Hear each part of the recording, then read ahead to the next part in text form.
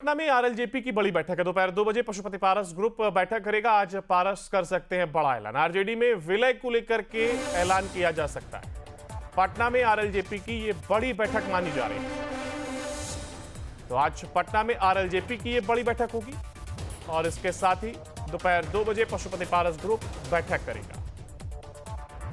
आज बड़ा ऐलान पशुपति पारस की ओर से किया जा सकता है। आरजेडी में विलय को लेकर के ये ऐलान हो सकता है। हमारे साथ हमारे सहयोगी उत्कर्ष लगातार लाइव बने हुए हैं। उत्कर्ष, देखिए आरएलजेपी की अगर बात की जाए, पशुपति पारस जो कि लगातार एनडीए से नाराजगी व्यक्त करते हुए नजर आए थे और उन्होंने कहा था कि उनको तवज्जो नहीं मिल रही है। अब आरजेडी के साथ ऐलान कर सकते हैं वो कि हम उनके साथ विलय कर रहे हैं और सीट को लेकर के स्थिति भी स्पष्ट हो जाएगी।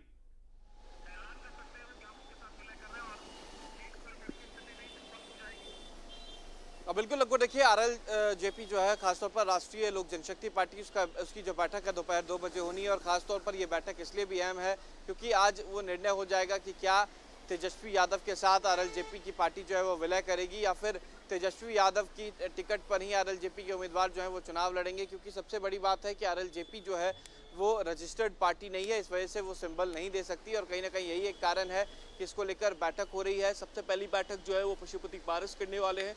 पशुपति पारस की जो बैठक है वो दलित सेना के नेताओं के साथ होगी और दलित सेना के नेताओं के साथ इस बैठक के बाद ये निर्णय लिया जाएगा कि क्या उनका गठबंधन राष्ट्रीय जनता दल के साथ रहेगा, कितनी सीटों पर चुनाव लड़ेंगे, किस तरीके की तस्वीरें होंगी, क्या वो पार्टी के साथ विलय करेंगे या फिर आरजेडी के टिकट पर अपने उम्मीदवारों को चुनाव लड़ाएंगे।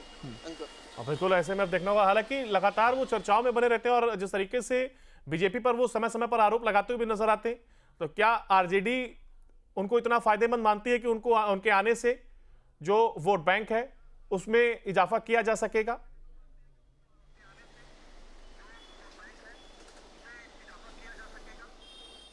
और बिल्कुल अंकुर, देखिए चिराग पासवान की कार्ड के तौर पर पशुपति पारस को इस्तेमाल किया जा सकता है और पशुपति पारस गुट में कई ऐसे बड़े नेता हैं जो कह सकते हैं कि खास तौर पर आरजेडी के लिए फायदेमंद होंगे। सूरजभान सिंह जो पूर्व सांसद रहे हैं और बाहुबली नेता के तौर पर उनकी छवि है और उन्हीं की वजह से कह सकते हैं कि एक बड़ा निर्णय जो है वो आरजेडी ले रही है कि राष्ट्रीय लोक जनशक्ति पार्टी का विलय जो है वो कराया जा सकता है। तो सारी चीज़ें जो है वो सूरजभान सिंह को लेकर ही है। अब क्या फैसला होगा ये देखना काफ़ी अहम हो जाएगा, लेकिन कुछ घंटों का वक्त और बचा हुआ है। जब ये निर्णय होगा उसके बाद आरएलजेपी प्रेस कॉन्फ्रेंस करके ये तमाम चीज़ें जो है वो साझा करेगी। तो आप बने रहेगा उत्कर्ष, हमारे साथ आगे भी आपसे अपडेट लेंगे।